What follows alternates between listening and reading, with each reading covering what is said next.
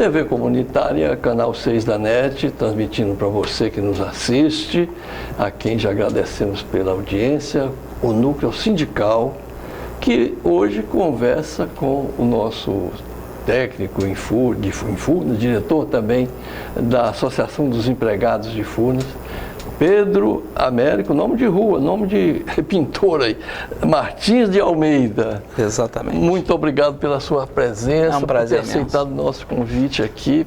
Olha, eu gosto muito de uma frase do compositor Gonzaguinha, eu acredito na rapaziada.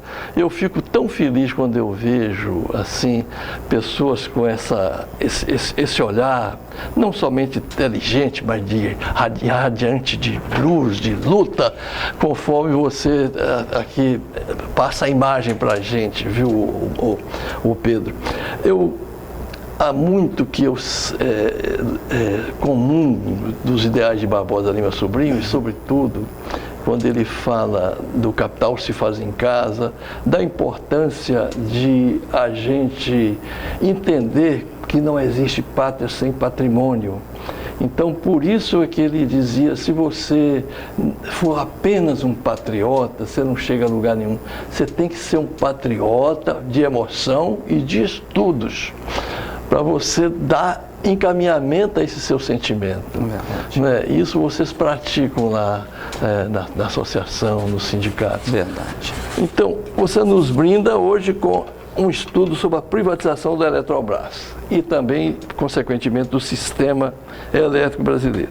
Fala um pouquinho de Furnas, até que eu quero relembrar como é que ela foi criada e o que ela representa hoje em termos de patrimônio público e de contribui para que o Brasil seja hoje uma potência energética.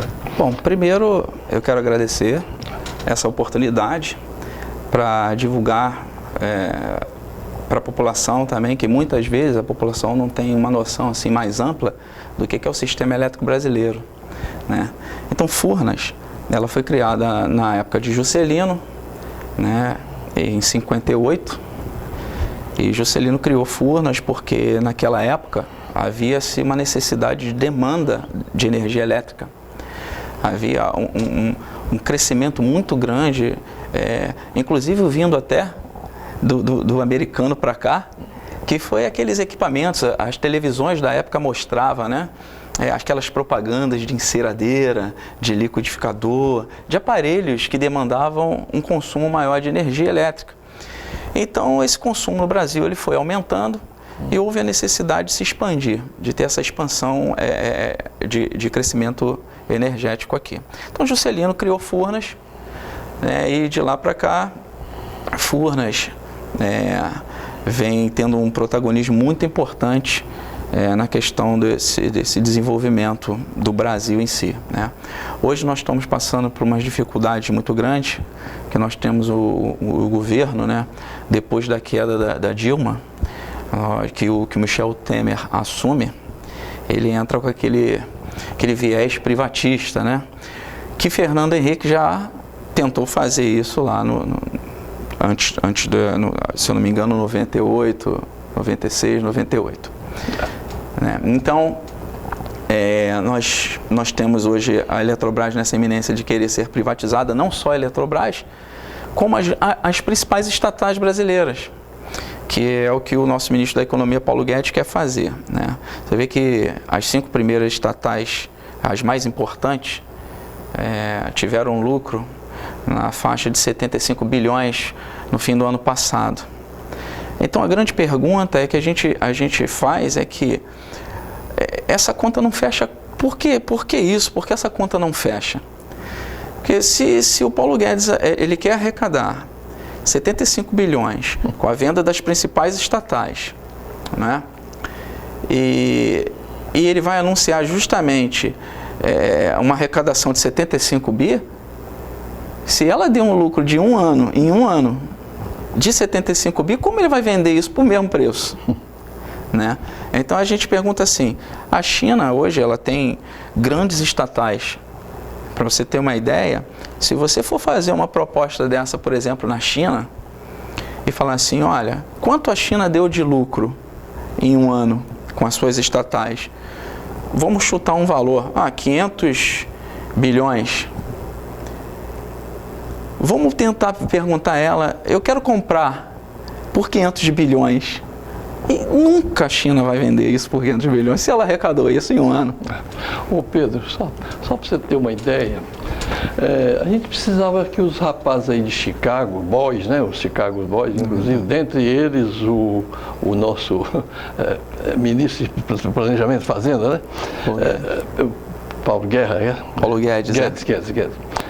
A China tem por baixo 100 mil estatais. E é o país que mais cresce nos últimos 60 anos. O PIB chinês, segundo algumas metodologias, já ultrapassou o americano desde 2014. E é impressionante como é que a civilização ocidental aqui mente para a gente. A guerra do Vietnã, os americanos perderam, mas todos os filmes eram eles ganhando a guerra, né? Então, por que os Chicago Boys não se detêm nesse número? A China, hoje, é o maior parceiro comercial do Brasil, inclusive. E daqui da América Latina é o segundo. Então, isso também explica porque essa loucura tem que destruir o PT, que se abre para essa gente, né? Então, como é que esse pessoal vem agora, como você falou, então querer vender Furnas por um faturamento menor do que por um lance menor do que o seu faturamento anual? Que loucura! Verdade. Na verdade, a gente vê que existe uma pressão das empresas privadas, ou seja, do capital estrangeiro, para isso. Então, a gente vê assim, então por que privatizar? Segundo o Guedes, segundo o governo, eles querem fazer o seguinte, querem cobrir o rombo que eles dizem que o governo tem com a venda das estatais. É inadmissível isso, porque você vê bem, eles colocaram um presidente, hoje o presidente da Eletrobras é o Wilson Ferreira Júnior, a gente chama aí, todo mundo conhece ele como Wilson Pinto. Quando a gente indica um presidente de uma estatal, a gente tem a premissa, eu acho assim, que qualquer governo tem a premissa de que esse presidente, ele vai defender os interesses da empresa estatal. E se ela tem qualquer dificuldade financeira dessa natureza, ele vai trabalhar em prol de fazer os ajustes necessários para que essa empresa venha a dar o resultado que o governo espera que ela tenha como estatal. Né? E aí você vê que o Wilson Pinto, presidente da Eletrobras, vai totalmente na contramão. Ele tomou uma advertência na Comissão de Ética da Presidência da República. Ou então a gente vê, né? Nenhum presidente da Eletrobras, nenhum deles, até hoje, teve uma advertência na Comissão de Ética da Presidência da República. E isso por quê? Porque ele chamou um dos maiores ativos da empresa, que são os seus empregados, seus funcionários, de vagabundos. Até depois tentou se desculpar, mas depois já tinha feito, né? Fica aquela mágoa, aquela mancha no coração de quem dedica uma vida inteira, às vezes, para o crescimento da empresa, né? Você vê também que ele indicou, né, hoje atualmente a Elvira Prest, né, a Elvira que vem da 3 Radar, que é a empresa ligada a Paulo Lema, que comprou uma distribuidora lá em Roraima, né? E você vê que em 2017 aproximadamente, o Paulo Lema, 3 Radar, conseguiu no mercado de ações uma alavancagem de 5%, 2018 dos 5% passou a 10%, e a gente vê que agora em 2019 já está 15% do controle acionário. Então ele quer fazer, uma hora ele chama de privatização, outra hora ele, para poder tentar fazer com que isso passe, tentar convencer os políticos, né, os deputados federais, os senadores lá no Congresso, ele tenta transformar o nome para capitalização, que eu acho assim, é um risco muito grande, porque a capitalização hoje, a gente vê que a Eletrobras já é uma empresa de capital aberto, mas você disponibilizar mais ações na mão do capital ou dos acionistas, você pode fazer o seguinte, você pode pulverizar essas ações e uma hora quem detém mais vai acabar comprando os outros e se torna majoritário. Sim. Então isso é um grande risco, vai engolindo pelas beiradas, entendeu? Assim, a gente corre um risco muito grande, né? Sem contar que ele pagou, parece que 2 milhões de reais, né? Para uma empresa, a FSB, uma empresa de propaganda, para denegrir a imagem da própria Eletrobras. A raposa, como diz Brizola, dizia Brizola, cuidando do galinheiro. Do galinheiro. Então, assim, a gente vê que ele é um presidente, e o pior é que a gente não entende por que ele ainda continua. Você vê que agora há pouco tempo, recentemente, teve a prisão do Michel Temer e a do Moreira Franco. E o Moreira Franco, ele foi ministro de Minas e Energia e sabia disso tudo. Então, quer dizer, troca-se o governo, Paulo Guedes assume, entra agora o ministro Bento, que ele é um militar, né, que deveria ser um nacionalista. Que parece que quem está parecido com um nível de razão melhor nisso tudo é o ministro Marcos Pontes. Sim. Porque ele é da pasta de Ciência e Tecnologia, então ele vem ali sabendo do que realmente tem um significado, o que isso pode significar, e ele já está assim, não, calma aí, eu sou contra essa venda, essa privatização agora. Então eles estão em choque ali e acho que é importante que a gente possa ter um cuidado maior e não arriar as armas. A gente deve lutar sempre para que isso não aconteça. Mas essa onda privatista, ela está assim, estão de olho, de boca aberta que nem jacaré, para todas as estatais. Você assistia aqui a gente falando com o Silvio Massa, a BR distribuidora da Petrobras, o caixa da Petrobras, eles vão entregar, eles falam. Principalmente, o plano é esquartejar as estatais para ficar mais fácil de ir a leilão, né? E você falava, comer pelas beiradas. Então, a gente percebe que o sentimento assim, de orgulho nacional é por onde também eles atacam. Né? Por exemplo, quem sabe fazer tudo são os Estados Unidos. Que a gente conversava aqui agora, quanta mentira. Os Estados Unidos são um país de maior extensão territorial do mundo, não é. A Rússia tem 3 vezes mais território. Quem manda os astronautas para a estação espacial são veículos russos.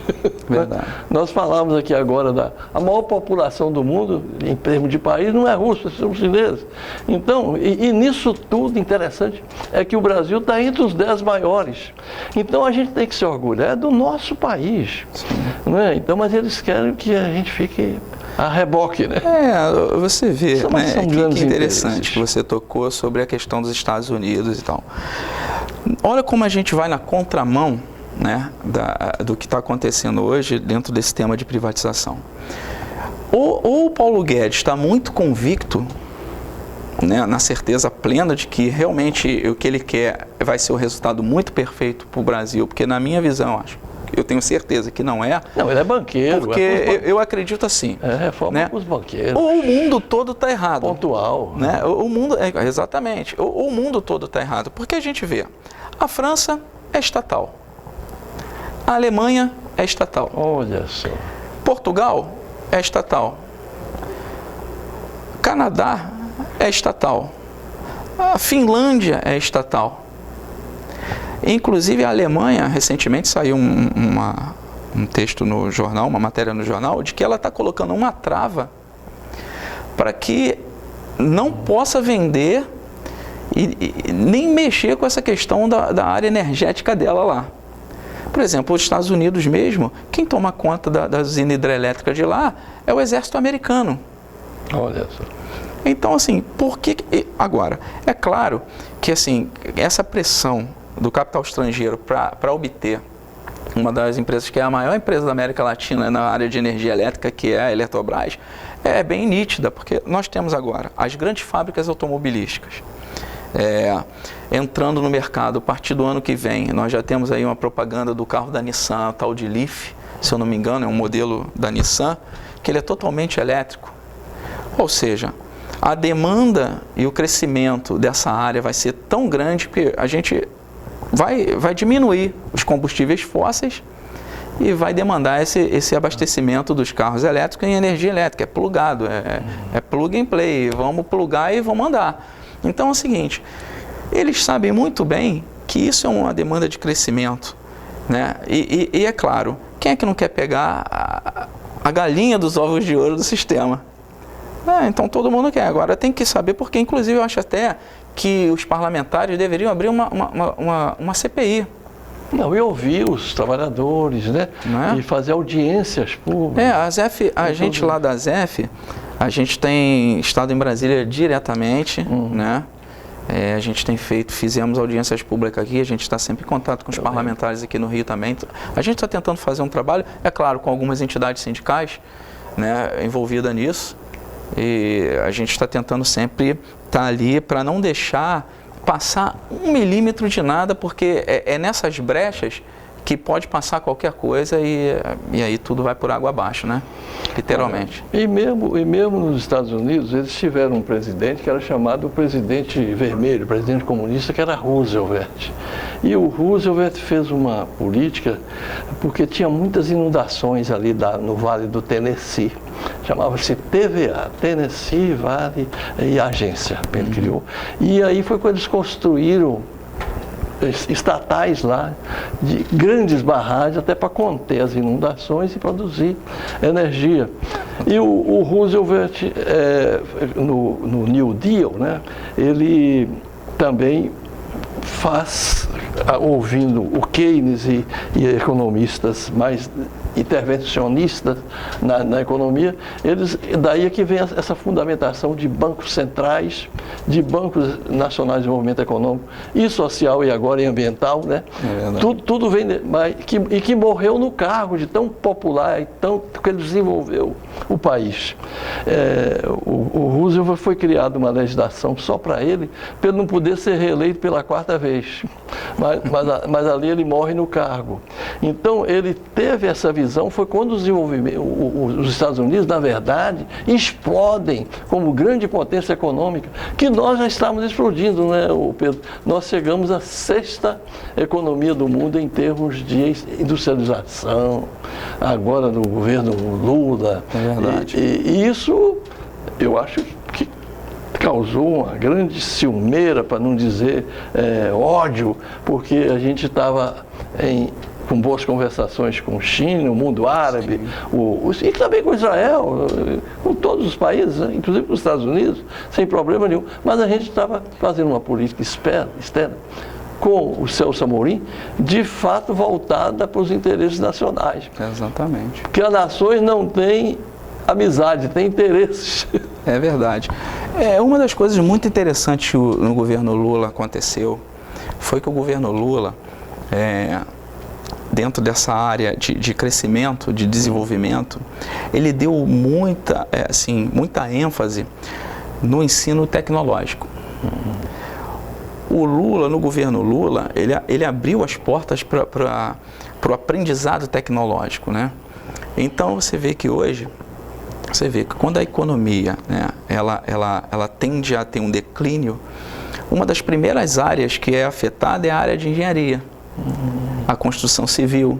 Então a área de engenharia, ela corre um sério risco hoje no nosso país.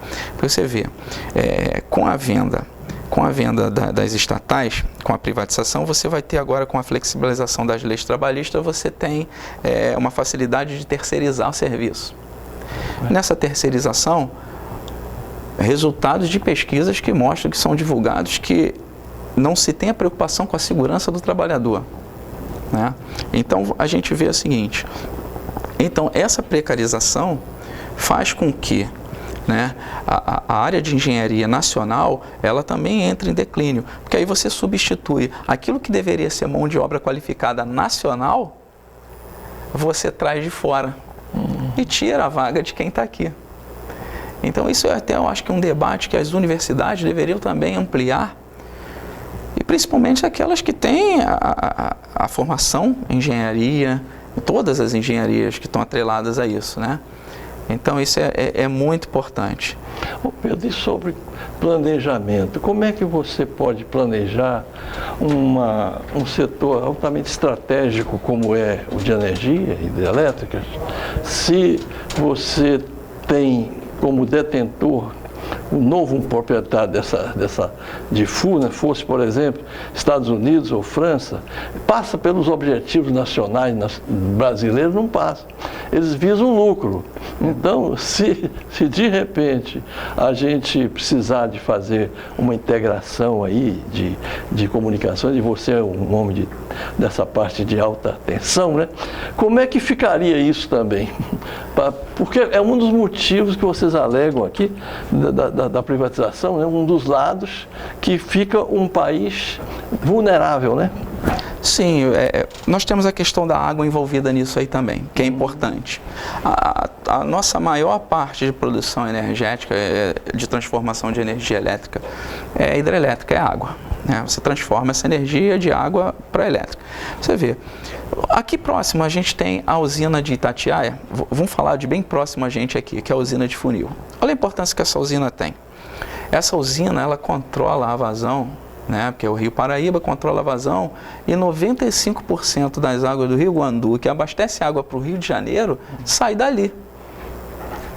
Então eu fico imaginando, quem irá deter o controle, vamos botar assim, disso, se privatizar, em caso de privatização, se uma empresa privada deter esse controle, ela vai estar se preocupando se ela tem que gerar para obter o lucro, ou ela vai ter que se preocupar também com a questão, pô, eu tenho que controlar essa vazão, eu tenho que liberar, eu tenho que deixar a água liberada, eu tenho que controlar aqui. Então é claro que ela não vai fazer isso. Sem contar com o social, né? Furnas hoje conta com replantio de árvores importantes, milenares, que é a seringueira. Furnas em Minas Gerais, no centro de treinamento, tem replantio de seringueira. Em Minas também tem uma área de piscicultura, que faz estudo em peixes. E tem controle ali para os peixes não ser tragados pela turbina e tal, eles têm um autocontrole disso. Então, que é biodiversidade, natureza, assim, luz para todos. Se uma empresa privada nunca vai ter o compromisso de fazer esse trabalho social com quem não tem luz lá no Amazonas, Roraima, Rondônia, nos lugares mais inóspitos. Assim, nós estamos indo na contramão. Você falou da parte de lucros, mas imagine você, que nos assiste, o lucro quando você tem uma empresa nacional, seja estatal, inclusive privada, é uma coisa. O lucro de uma empresa estrangeira, ele vai para o exterior. E vai gerar dívida nossa para com o exterior, porque você vai ter que converter esse real aqui em moeda estrangeira, em divisas, que é o dólar, o marco, né? A libra europeia, o euro. Então, é outro aspecto também que fragiliza a economia nacional. Com certeza. Eu vou dar um exemplo aqui muito simples, que eu não sei como é que a população não se levanta. Os Uber, cada motorista daquele, quando ele fatura R$100, ele manda 25% para os Estados Unidos. Ele passa no cartão. Sim. E na semana seguinte ele recebe 75%. Tiradentes deu a vida para libertar o Brasil do jugo, porque era 1/5. Os Uber passa 1/4, vai para a metrópole. Verdade. Então, esse aspecto também do lucro, que ali seria legítimo para fins sociais, inclusive no caso das estatais, que pensam socialmente, você falou do meio ambiente, você falou aqui a gente está ligado a universidades, convênios, as estatais, né? E o lucro, ao contrário de uma empresa estrangeira, fica mais difícil de você saber se o lucro foi aquele mesmo, com relação ao imposto de renda que tributa. Por exemplo, as empresas estrangeiras de petróleo, lá no Oriente Médio, eles levam o petróleo sem medição, aquilo é tudo fajutado. Então, é outro lado também. Né? Você tocou num ponto interessante na entrevista anterior, foi uma coisa bem interessante que falou. O caso da Vale, por exemplo. Por que nesses anos todos que a Vale foi estatal, ela não sofreu um acidente de barragem? Por que as hidrelétricas não tiveram nenhuma barragem rompida? Eu vou te falar que é um simples fato que é técnico. A gente consegue ser multado pela ANEEL se um equipamento ele deixar de conter uma plaquinha de identificação na caixa de abertura daquele equipamento. Por exemplo, você pega um disjuntor, uma seccionadora que falta uma placa de identificação, a ANEEL multa. Isso que aconteceu em Brumadinho, em Mariana, foi exatamente isso. Passaram as vistas grossas, porque anteriormente era fiscalizado pelo próprio governo. Quer dizer, o governo multa a empresa dele mesmo. Mas quando ela é privada, parece que existe um comportamento de uma sessão. Pô, ó, deixa isso aí que eu vou fazer, depois eu faço. Pô, o cara passa a vista grossa e deu o desastre que deu 2 e está na iminência de acontecer mais 16. E quando é na hora de pagar a multa que eles são multados, eles dão um jeitinho lá. É verdade. É o poder econômico. Eu queria que você me respondesse as seguintes perguntas que eu acredito na luta e na rapaziada. Privatização da Eletrobras e Furnas. Por que eles não passarão? Eles não passarão porque a gente vê que... Um minuto. A gente vê que é um modelo que as contas não batem. É um modelo que é para privilegiar somente o capital estrangeiro, não a política nacional de desenvolvimento. Nós temos, por exemplo, você vê que o BNDES hoje, num novo empreendimento da XRTE, que vem lá do Xingu, você vê, são 10 bilhões em investimento, 61% do BNDES aplica o dinheiro aqui. Então não passará por isso, porque é inadmissível a gente vender empresas que são lucrativas, que são de desenvolvimento para a nação, são de soberania nacional, fica na mão de interesses privados, ou de banqueiro, ou de qualquer político que faça esse lobby. Olha, Pedro, eu acho que também não passará, porque nós temos aí jovens como você na luta. Uma rapaziada firme. Obrigado, companheiro. Eu que agradeço. A casa muito obrigado. Sua, viu? Parabéns obrigado, pelo trabalho. Soriano.